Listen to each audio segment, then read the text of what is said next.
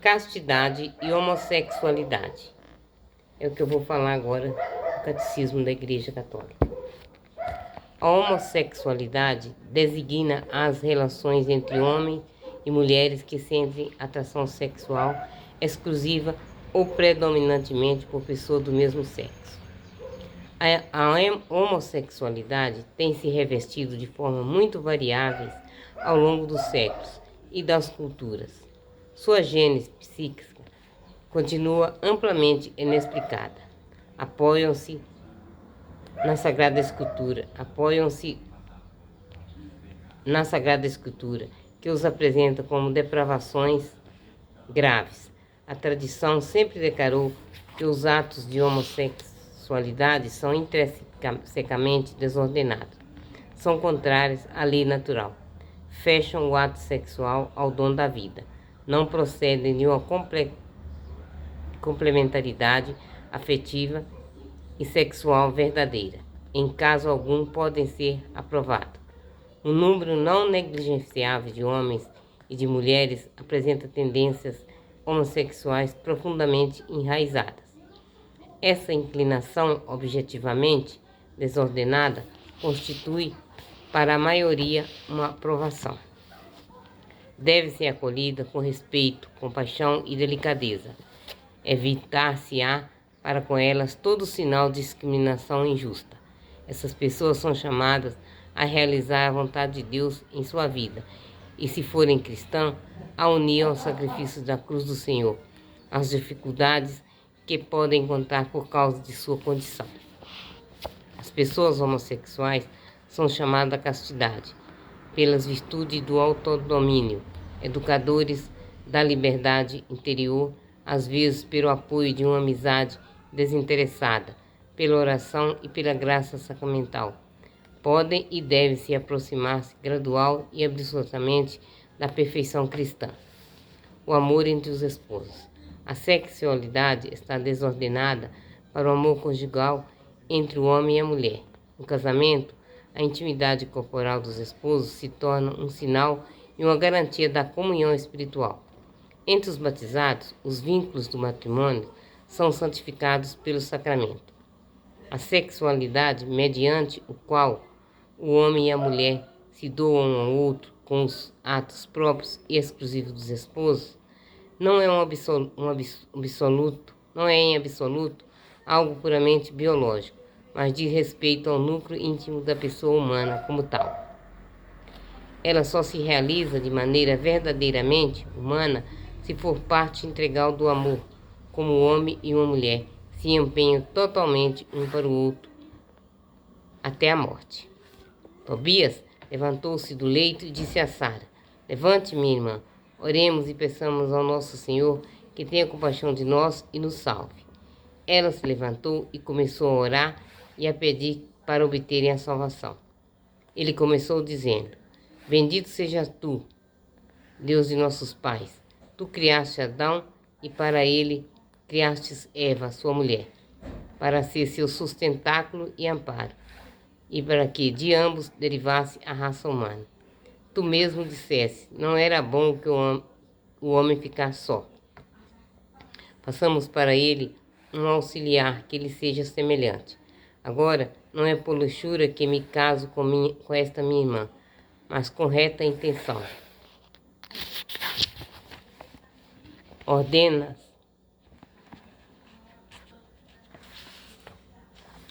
que tenhas misericórdia de mim e dela, e que possamos chegar os dois a uma ditosa velhice." Disseram ambos: "Amém, amém", e dormiram a noite inteira.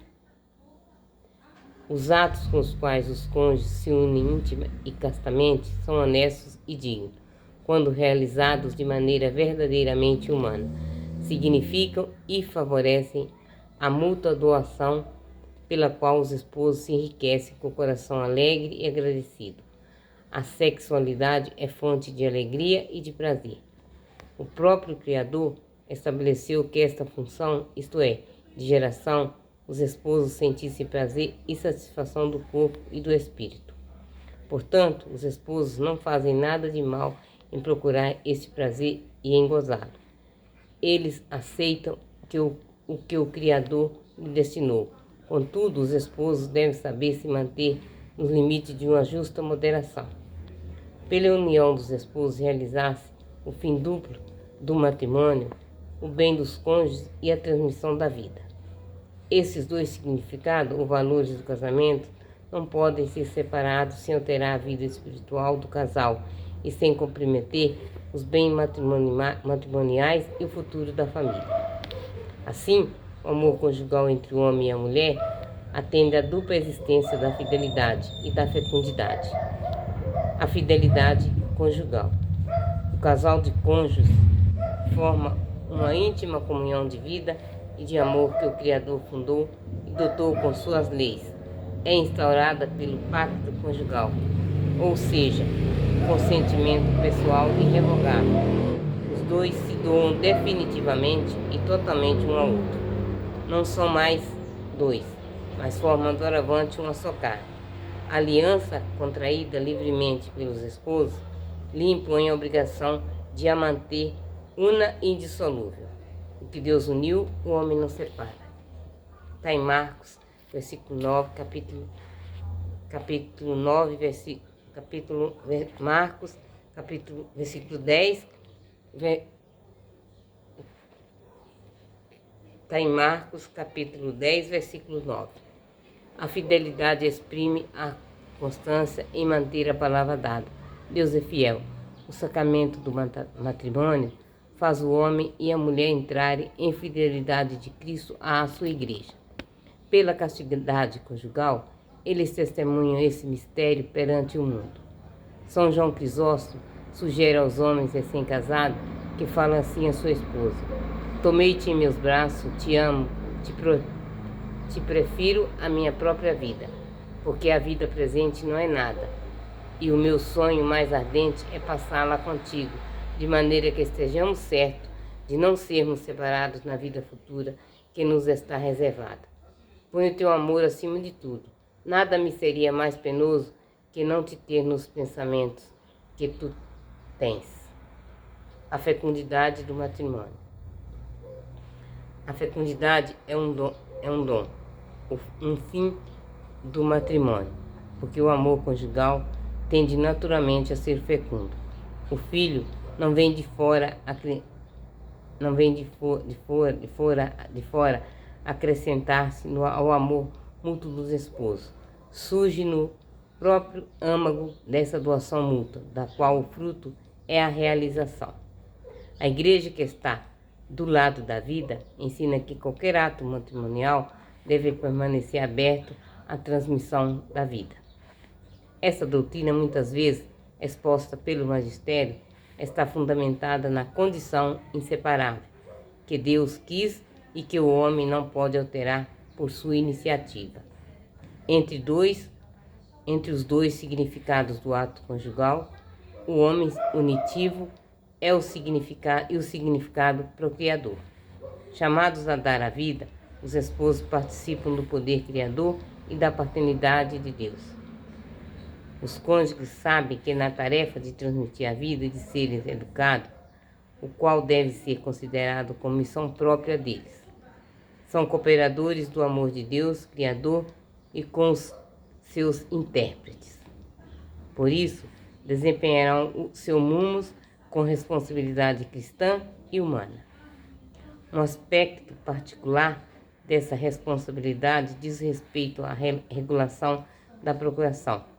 Por razões justas, os esposos podem querer espaçar os nascimentos de seus filhos. Cabe-lhes verificar que seu desejo não provém do egoísmo, mas está de acordo com a justa generosidade de uma paternidade responsável. Além disso, regularão seu comportamento segundo os critérios objetivos da moral. A moralidade da maneira de agir, quando se trata de harmonizar o amor conjugal com a transmissão responsável da vida, não depende apenas da intenção sincera e da reta apreciação dos motivos, mas deve ser determinada segundo critérios objetivos, tirados da natureza da pessoa e de seus atos. Critérios estes que respeitam no contexto do verdadeiro amor, o sentido integral da doação mútua e da procriação humana. Tudo isso é possível se a virtude da castidade conjugal não for cultivada com sinceridade. Tudo isso é impossível se a virtude da castidade conjugal não for cultivada com sinceridade. Salvaguardando esses dois aspectos essenciais, unitivo e procriador, o ato conjugal conserva integralmente o sentido do amor mútuo e verdadeiro e sua ordenação para a altíssima vocação do homem para a paternidade. A continência periódica, os métodos de regulação da natalidade baseados no auto-observação e no recurso aos períodos infecundos são de acordo com os critérios objetivos da moralidade. Esses métodos respeitam o corpo dos esposos, animam a ternura entre eles e favorecem a educação de uma liberdade autêntica. Em compensação, é intrinsecamente má toda ação que, ou em provisão ou ato conjugal, ou durante a realização, ou também durante o desenvolvimento de suas consequências naturais, se proponha, com fim ou com meio, tornar-se impossível a procriação. A linguagem natural que se exprime a recíproca doação total dos cônjuges à concepção impõe uma legítima, objetivamente contraditória, a do não se doar ao outro. Deriva daqui não somente a recusa positiva da abertura da vida, mas também a falsificação da verdade interior do amor conjugal, chamado a doar-se na totalidade pessoal. Essa diferença antropológica e moral contra a concepção é o recurso dos ritmos periódicos. Envolve essa última análise das concepções da pessoa e da sexualidade humana irredutível entre si. Estejam todos certos de que a vida dos homens é a missão de transmiti-la, não se confina no tempo presente, nem se podem medir ou entender por esse tempo apenas, mas estão sempre relacionados com a destinação eterna dos homens. O Estado é responsável pelo bem-estar dos cidadãos. Por isso, é legítimo que ele intervenha para orientar o crescimento da população. Pode fazer isso mediante informação objetiva e respeitosa, mas nunca por via autoritária e por coação. O Estado pode legitimamente substituir a iniciativa dos esposos, primeiros responsáveis pela procriação e pela educação dos filhos. O Estado não está autorizado a intervir neste campo com meios contrários à lei moral.